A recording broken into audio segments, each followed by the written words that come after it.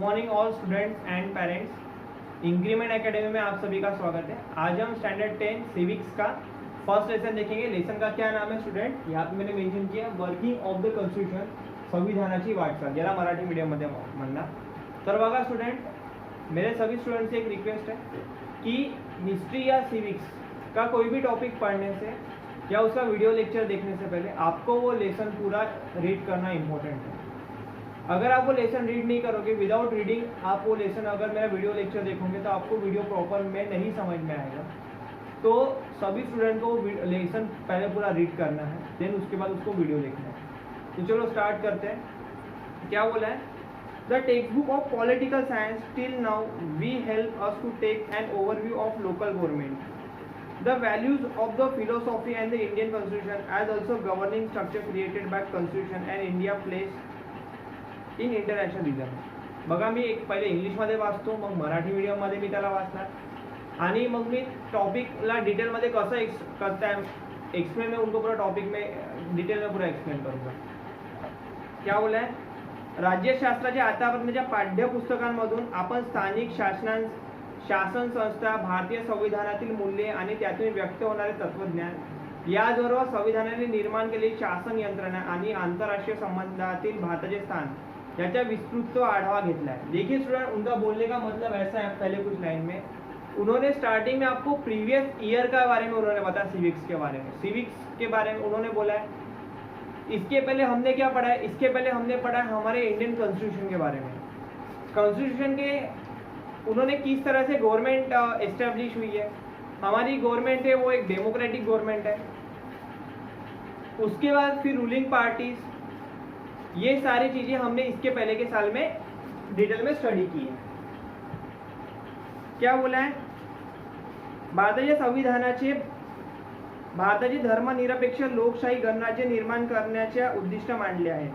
नागरिकांना न्याय मिळावा, त्यांचे स्वातंत्र्य अबाधित राहावे म्हणून संविधानात अत्यंत महत्त्वपूर्ण तरतुदी केल्या आहेत। सामाजिक न्याय आणि समतेवर आधारलेला एक प्रागतिक विकसित समाज आणि निर्माण करण्यासाठी एक साधन म्हणून भारताच्या संविधानाकडे पाहिले जाते। अब देखिए, उनका बोलने का मतलब ऐसा था, एक बार मैं इंग्लिश में रीड कर लेता हूँ। The Constitution and India place an international relation. The Indian Constitution had declared objective to establish secular democratic republic. Also, it is made of the extremely important provision to ensure that citizens get justice and their freedom is protected. The Indian Constitution has been means through which is progressive development and society based on the social justice and equality will be established. देखिए student, अगर आप अपने text book का अगर आप front page देखोगे, एक बार मैं आपको कैमरे में दिखा देता हूँ, तो टेक्स्ट बुक के फ्रंट पेज में हमें इंडियन कॉन्स्टिट्यूशन दिया है। हर टेक्स्ट बुक के फर्स्ट पेज में अगर आप देख लोगे, ओके, नेशनल एंथम, प्लेज, ये देखिए इंडियन कॉन्स्टिट्यूशन। ये तो बस हमें एक छोटा सा एक टॉपिक दिया है, या सॉरी हमें एक छोटा सा उन्होंने कुछ उसके इंपॉर्टेंट पॉइंट्स उन्होंने हमें मेंशन किए। ये हर टेक्स्ट बुक के स्टार्टिंग में होता है। मैं सब स्टूडेंट से एक बार रिक्वेस्ट करूंगा, अभी सबके स्कूल क्लोज है, फिर भी ये लेसन वीडियो देखने से पहले आप एक बार वो इंडियन कॉन्स्टिट्यूशन पढ़ लीजिए, तो आपको थोड़ा बहुत नॉलेज आ जाएगा। वैसे तो हमें सबको पता है, क्योंकि हम हर दिन स्कूल में जब हमारा प्रेयर होता है तब हम इंडियन कॉन्स्टिट्यूशन हर दिन बोलते हैं। तो देखिए उन्होंने क्या बोला है, हमारा इंडियन कॉन्स्टिट्यूशन मतलब अपना भारतीय संविधान वो एक धर्मनिरपेक्ष लोकतांत्रिक है। अब देखिए स्टूडेंट, धर्मनिरपेक्ष मतलब कैसा? जब हमारे संविधान का जब एस्टेब्लिशमेंट हुआ, मतलब जब डॉक्टर अंबेडकर ने सोचा कि हमको संविधान किस बेसिस में लिखना चाहिए, तो उनके आगे सबसे पहला इंपॉर्टेंट मुद्दा था इनइक्वालिटी। मतलब उस समय समाज में बहुत ज़्यादा इनइक्वालिटी थी। तो उन्होंने इस तरह से उन्होंने संविधान किया कि अगर कोई भी फैसिलिटी है तो गवर्नमेंट के हर लोगों को वो फैसिलिटी प्रोवाइड होनी चाहिए, चाहे वो कोई भी रीजन से बिलोंग करता है, कोई भी कास्ट से बिलोंग करता है। ऐसा नहीं होना चाहिए कि अगर ये फैसिलिटी ये बस अपर कास्ट वालों को मिले, ये फैसिलिटी बस लोअर कास्ट वालों को मिले। तो डेमोक्रेसी का मतलब, धर्मनिरपेक्षता का मतलब सभी धर्मों को समान भाव से देखना, ये अपना सबसे पहला महत्व का मुद्दा था ये कॉन्स्टिट्यूशन का। उसके बाद क्या बोला है? सेक्युलर का मीनिंग होता है इंग्लिश मीडियम वाले धर्मनिरपेक्ष। डेमोक्रेटिक रिपब्लिक, डेमोक्रेटिक मतलब लोकतांत्रिक, मतलब आप सभी को पता है हमारे इंडिया में हर 5 साल में इलेक्शन होता है। कौन सी पार्टी रूलिंग करेंगी, कौन सी पार्टी को रूल नहीं करेगी, वो हम लोग डिसाइड करते हैं, है ना। हमारा गवर्नमेंट एक लोकतांत्रिक है, मतलब लोकांनी निवडून दिलेले प्रतिनिधी हे राज्य करतात, त्यांना अपन लोकतंत्र यानी जिसको डेमोक्रेटिक बोलते हैं। कोई भी अगर आज के टाइम में कोई भी अल्टरनेट आदमी आके वो बस इलेक्शन में खड़ा हो सकता है, हाँ, उसको इलेक्ट कराना नहीं कराना, उसको इलेक्शन जितवाना नहीं जितवाना, वो हमारी रिस्पॉन्सिबिलिटी होती है। हाँ, अगर वो पार्टी अच्छी होती है, उनके हमें काम पसंद आते हैं, तो हम ऑब्वियसली उनको वोट देते हैं और हमारे वजह से ही वो लोग सत्ता में आते हैं। तो ये हो गया एक डेमोक्रेटिक नेशन। हमारे डेमोक्रेसी वर्ल्ड की सबसे बड़ी डेमोक्रेसी है, ऐसा बोला गया है, क्योंकि सबसे ज़्यादा वोटर हमारे डेमोक्रेसी में ही है, क्योंकि आफ्टर चाइना हमारा जो पॉपुलेशन है वो सबसे ज़्यादा है। मतलब इस साल तो पॉपुलेशन काउंट नहीं हुआ, बट हमारा एक्चुअल में पॉपुलेशन 125 करोड़ प्लस है। ओके, मैं और एक बार रिपीट कर रहा हूँ, हमारा पॉपुलेशन 125 करोड़ प्लस है। मतलब वर्ल्ड का सबसे बड़ा डेमोक्रेटिक कंट्री हमारी इंडिया है। The Constitution came into the force on 26 January 1950, and since we are government has been working according to with the principle of Constitution। देखिए, आप सभी को पता है हर साल हम 26 जनवरी को रिपब्लिक डे सेलिब्रेट करते हैं। क्यों? क्योंकि उस दिन हमारा जो कॉन्स्टिट्यूशन है वो पब्लिकली आया, उसको हमने पब्लिकली एक्सेप्ट किया। इसके पहले हमारी जो भी गवर्नमेंट होती थी, मतलब हमें इंडिपेंडेंस 15 अगस्त 1947 को मिला, और हम रिपब्लिक जो हमारा कॉन्स्टिट्यूशन है वो हमने 26 जनवरी 1950 को एक्सेप्ट किया। ओके, उसके बाद से हमारी जो भी गवर्नमेंट है एज पर कॉन्स्टिट्यूशनल लॉ ही चलते आ रही है। मतलब कि हमारा सबसे महत्व का मुद्दा था कि हमारी जो भी गवर्नमेंट है वो डेमोक्रेटिक होनी चाहिए। डेमोक्रेटिक का मतलब अभी आपको नहीं समझ में आ रहा है, क्योंकि अभी आपका एज बहुत कम है, बट जब आपका एज एक वोटिंग के लायक होगा, जिसका हम 18 ईयर्स बोलते हैं, तब जाके आपको इस सब का मीनिंग समझ में आएगा। ओके, डेमोक्रेटिक का मीनिंग मैंने आपको स्टार्टिंग में भी बता दिया है कि हम लोग खुद इलेक्ट करते हैं कि किस गवर्नमेंट को सत्ता में आना चाहिए, किसे सत्ता में नहीं आना चाहिए। ये हमारे खुद के ऊपर डिसाइड होता है।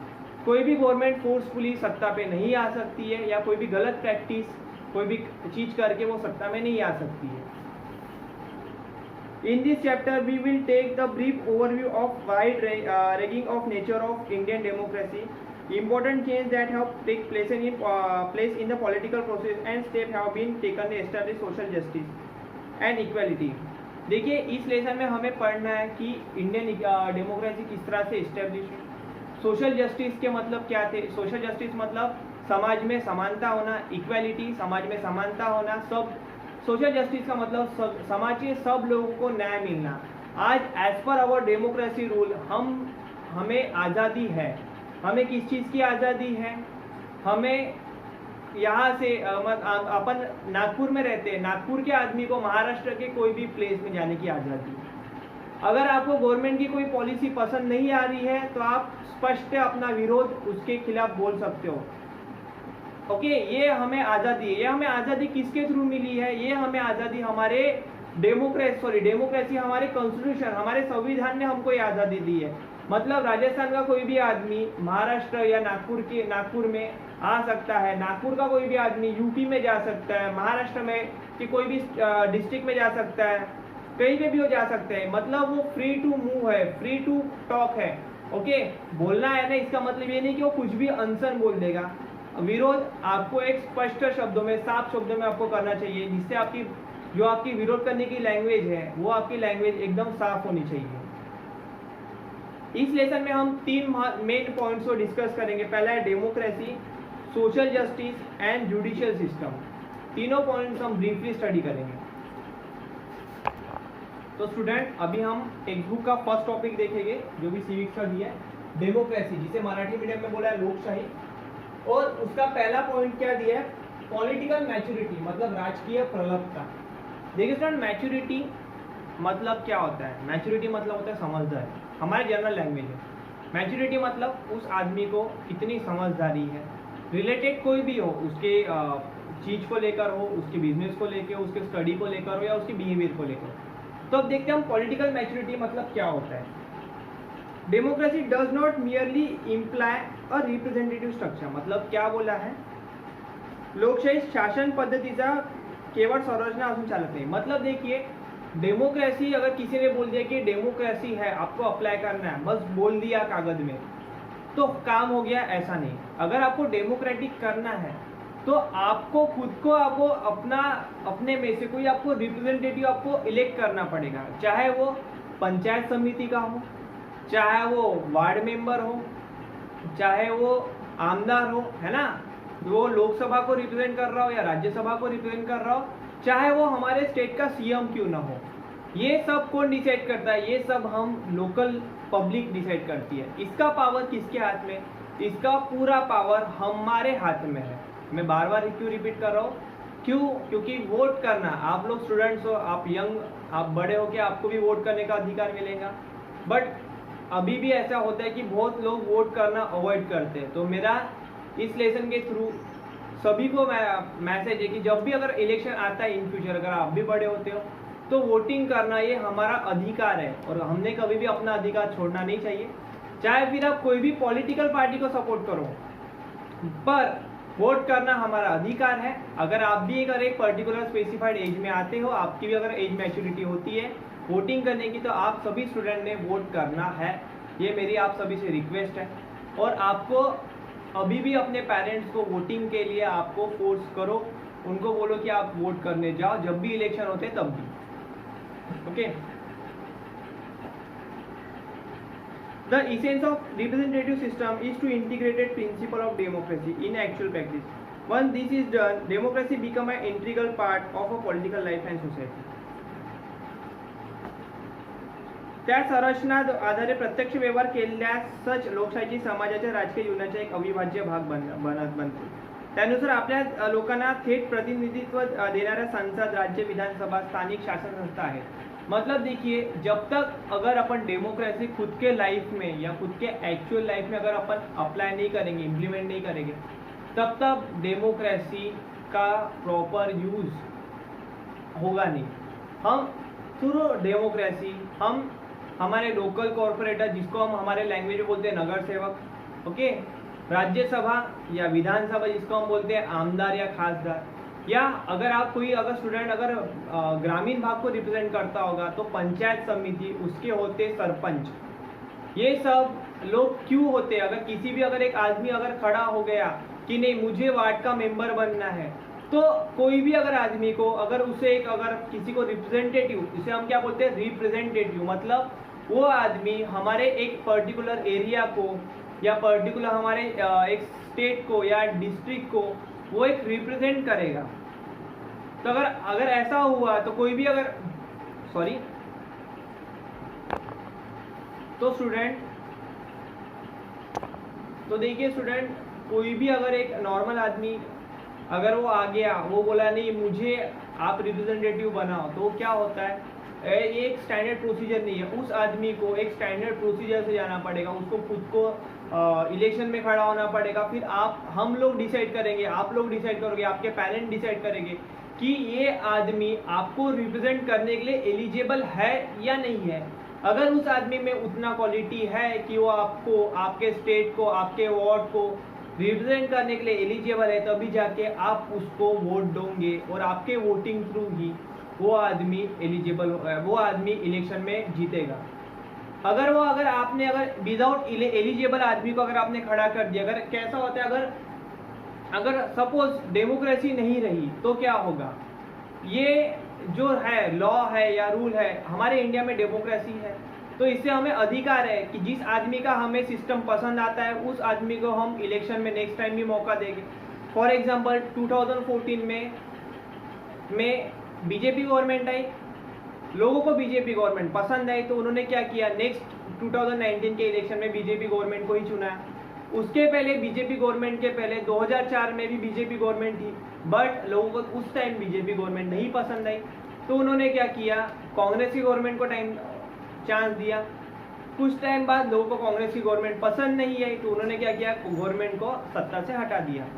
तो ये सब चीज़ें हेरिडेटरी नहीं होती है, मतलब ब्रिटेन में डेमोक्रेटिक नहीं होता है।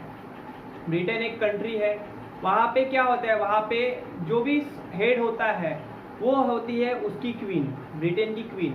अगर ब्रिटेन की क्वीन का अगर डेथ होता है या होती है, उसके बाद उसके जो भी फैमिली मेंबर्स उसको बिलोंग करेंगे वो सत्ता पक्ष में आ जाएंगे। ये हेरिडेटरी मतलब लोगों को चेंज करना उधर के लोगों के हाथ में नहीं है, वो उनका फैमिली है, चलते ही जाएगा चलते ही जाएगा।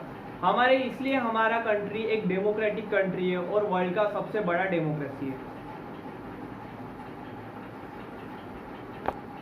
तो स्टूडेंट नया टॉपिक देखते हैं। टॉपिक का नाम क्या है, राइट टू वोट, मतलब डेमोक्रेसी में ही राइट टू वोट, जिसे मराठी मीडियम में बोलते हैं मताधिकार।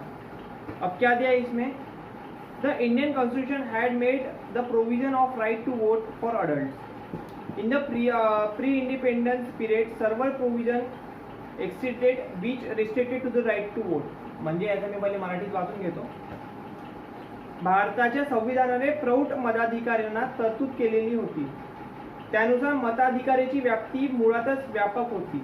मतलब देखिए, मैंने आपको इसके पहले ही बताया, वोटिंग करना हमें मिला हुआ एक अधिकार है और ये अधिकार हमें हमारे कॉन्स्टिट्यूशन ने दिया, मतलब आपल्याला हा अधिकार आपल्याला आपल्या संविधानाने दिलेला आहे।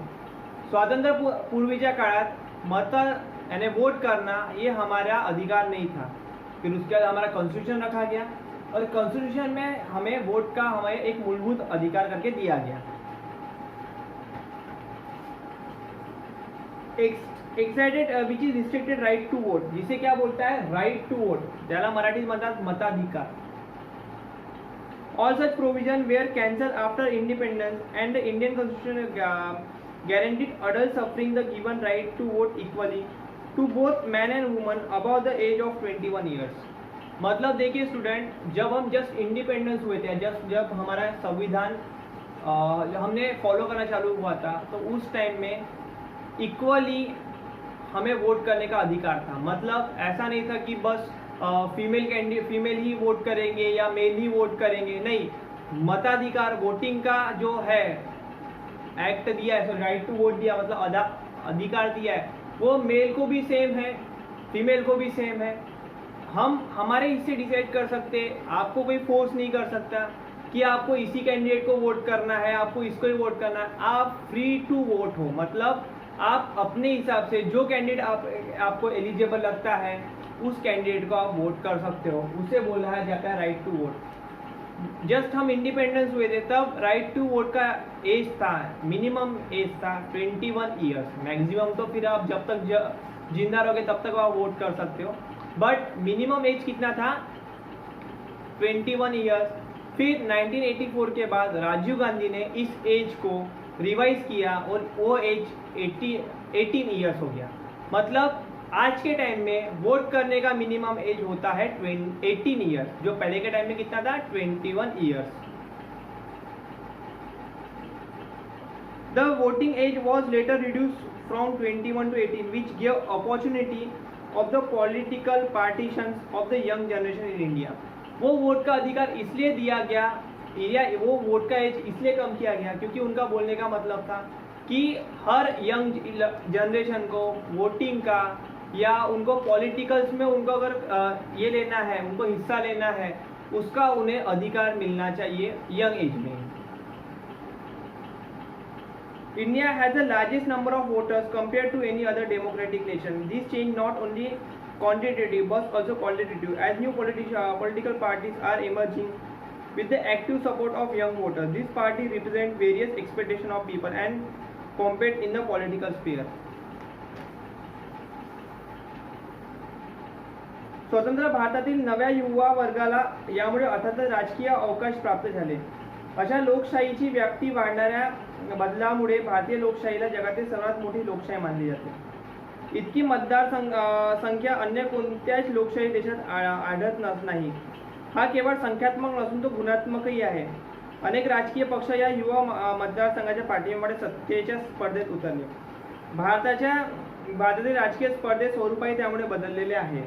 त्यामुळे इच्छा आकांक्षा प्रतिनिधित्व देणाऱ्या हेतूने अनेक पक्ष स्पर्धेत दिसतात। अब देखिए, उनका ये बोलने का मतलब है कि हम वोटिंग का एज तो उन्होंने 18 ईयर्स कर दिया। हमारा इंडिया में स्टार्टिंग होता है, India is the world largest voting democracy, है ना।